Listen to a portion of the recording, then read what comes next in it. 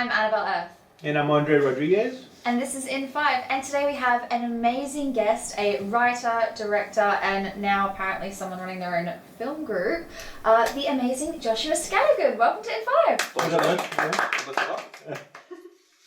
And he's already going into the foreign languages. How many languages do you speak? Just the one fluently. I can say hello, how are you in something like 10 languages. So it's just usually a good icebreaker in the sales. So. Already better than me, so you're doing just fine. What can you say hello, how are you in any languages? Japanese, really.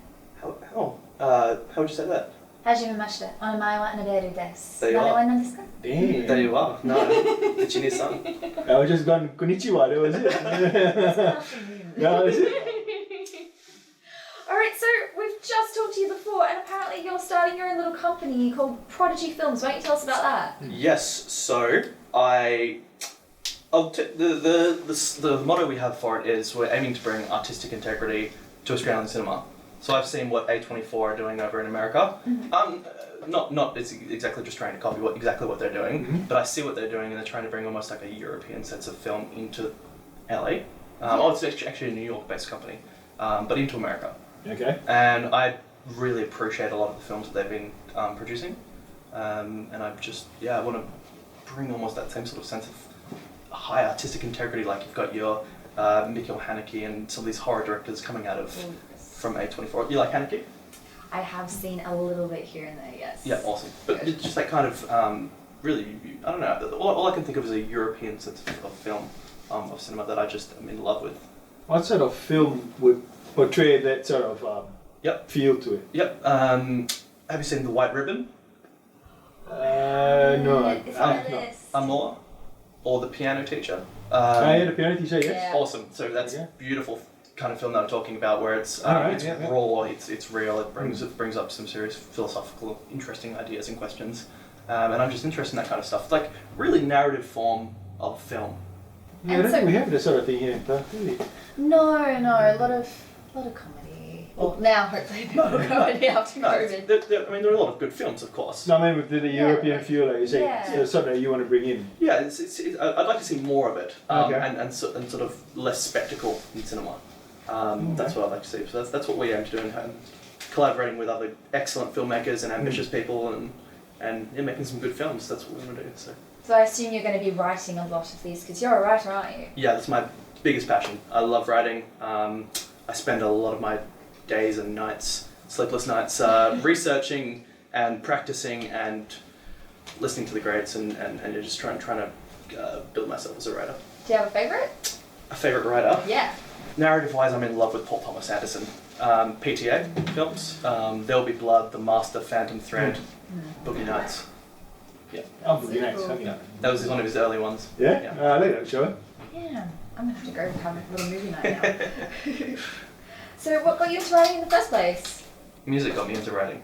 Oh. Yeah. How does that happen? Yeah, how does that work? Well, interesting fact, I'm half deaf because I've been listening to music through my headphones since when I was about 10 years old, at full capacity, and I've never stopped, and I listen to music all day, every day. So, I don't know, when I'm walking around and spending my days listening to some really nice artists, I'm just always imagining and dreaming up characters, plots, stories, conflicts, ideas, thinking, and brains on overload, and it's just a medium for me to express myself and to get it out there. Yeah, you're speaking my language now. That sounds a lot like me. It's a medium for that, I suppose, yeah. So from the writing, is that how you sort of fell into directing as well, or was it just a straight line? Yeah, predominantly I wanted to be a writer, and I've been told I'm a little bit of a control freak. So I don't tend to trust other people to do that. I just want to do it myself and make sure that it's done how I want it to be done, so that it comes out how I want it, essentially. So basically you can let go of the work and you're like, no, I'm going to make it, I'm going to make it. It might be some sort of trust issues, like I'm scared to give that story to someone else and to go, please make it. I just have to hold on to it. It's your baby. It's probably a problem, but yeah. Well, we've worked with writers before that have actually sort of overtaken the director because they don't feel the director has lived up to the vision of what they have on their writing. Yeah. So it might be a good thing that you're directing your own stuff. Maybe so. Maybe avoid that conflict, perhaps. Right. But I can definitely sympathise or empathise rather with those with the writer, I suppose. And you've brought this thing to life. You put so much work into it, and maybe if it's not turning out the way you want it to, that could break your heart. But on the other side of things, of course, it was Ron Howard that says every director is just going to find it. Every project's just going to find its way to breaking your heart as a director as well, somehow, because nothing ever turns out perfectly, does it? And you said you had a different way or different concept to writing a screenplay. How do you? So instead of the usual form of a treatment, which essentially it's, I mean, we're just assuming everyone knows what a treatment is. I'm not going to go and explain it. I'm not going to go and explain it. I'll put a link at the bottom, man, what a treatment is. I was literally about to try to explain what a treatment is. They'll figure it out. Cool. I try to just write, if it's a short film, just a short novel, or as of recently, I've just finished writing my first feature screenplay. So I wrote out the story in novel form first. And it really allows me to explore the characters' psyches and understand them more deeply and understand the emotions of the moment, rather than just writing out a treatment and explaining the actions of what's happening. It allows me to go that step deeper and really cement what's going on in the narrative. All right, cool. Can you touch a bit on the storyline? Or? Right now, the second draft will be done in the next week or so. The first draft's 153 pages. It's called Homo Ignorus, or in Latin, Homo Ignatus, meaning similar to Homo sapien, but meaning Homo Ignorus, man that is unaware. And it explores the duality of faith and evidence, and the conflicts between those, and the similarities, or the potential similarities that would allow people of different not disciplines, people of religion and science to essentially, can these people get on, or rather, can the ideas get on, or are they mutually exclusive? I'll be really interested in watching that one. It's an age-old conflict, isn't it? Between science and religion and. Since I suppose science was birthed from religion, from religious people, priests originally, and since then I suppose you're right. Yeah, it's faith and evidence. Whilst we're on the film, I'll give you these.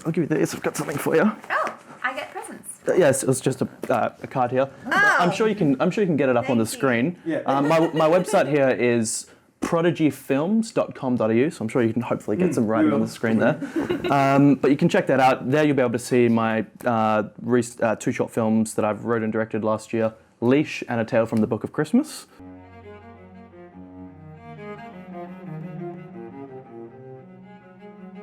Dear Santa, this Christmas I would like Star Wars Lego. I asked for it last year, but I didn't get any. But Mom said that you're really busy, and that sometimes you forget, so that's okay. For the upcoming Homo Ignorus that we were just talking about, we've got Aaron Adderwell, who's the director of Fading Numbers, and Josiah Dungy, who's the director of A Gift of Years. So they're going to be producing a proof of concept, similar to what A Version did, developing that proof of concept so we can go off and raise the money for the finance, which is the hardest part of everything. It is. Yes. Yep. And when are you looking at shooting that? Proof of concept? Proof of concept, yeah. Principal photography will be September. So we yet to fill in the full crew. We've got Liang Su, a very accomplished cinematographer on board. I've worked with him, actually. He's really good. I've worked with him before. Yeah, he's amazing. He's super talented and a really great guy. So really excited to work with him. But the casting will be late July and early August, so there's opportunities too for some actors to come aboard. And Sorry, what was that? Late July, early August? late July, early August will be casting for that one. Yep. All right. So anyone you're thinking of inviting to that? Sam Worthington, Hugh Jackman, Chris Hemsworth, Margot Robbie. Oh, yeah. So we're going to get some yes. big names there. Oh, if you could, I'd be happy. An extra on that role then. Let's show. So do you have any advice though that you would give to any sort of writers/directors who are sort of coming up in Perth now? Yeah, well, that's certainly myself. Not that I know everything, of course. Like I'm still learning so much myself every day. Like just constantly practicing. You just gave me a little card with your company on it. Yes. You're doing all right. Thank you. The one thing that I'd like to see more of, or rather when I'm speaking to other writers, I'd like to see them doing this more, would be thinking about what you want to write first before you come up with a premise, before you come up with characters, before you come up with a plot. Because a lot of the time I feel like the writer wants to come up with this awesome idea, that has this spectacle to it, and that's excellent. But I also think the story needs to have some philosophical depth or some real hard emotional depth of a conflict or of an idea that is presented in the story. So I think a writer should come up with what he or she wants to talk about, wants to show before the actual story is made, if that makes sense, and not just kind of develop those ideas in later on. I see a lot of that.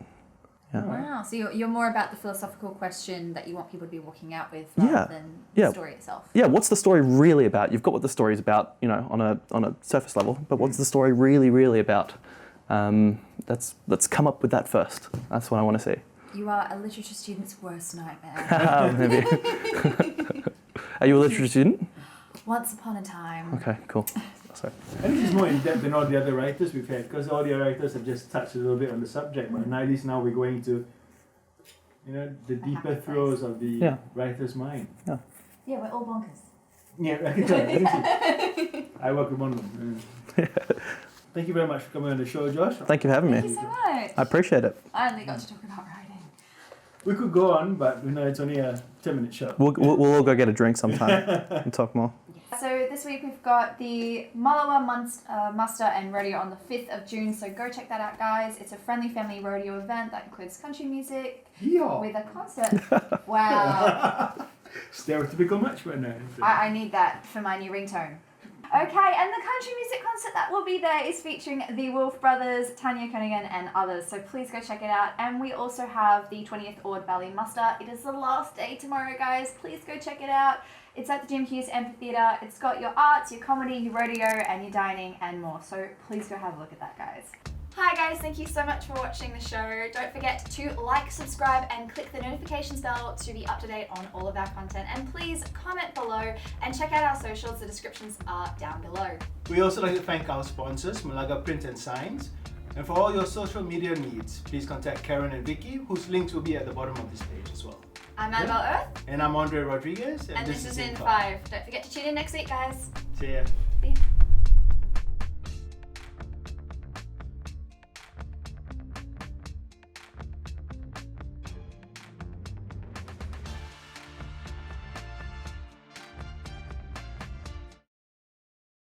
Yeah. With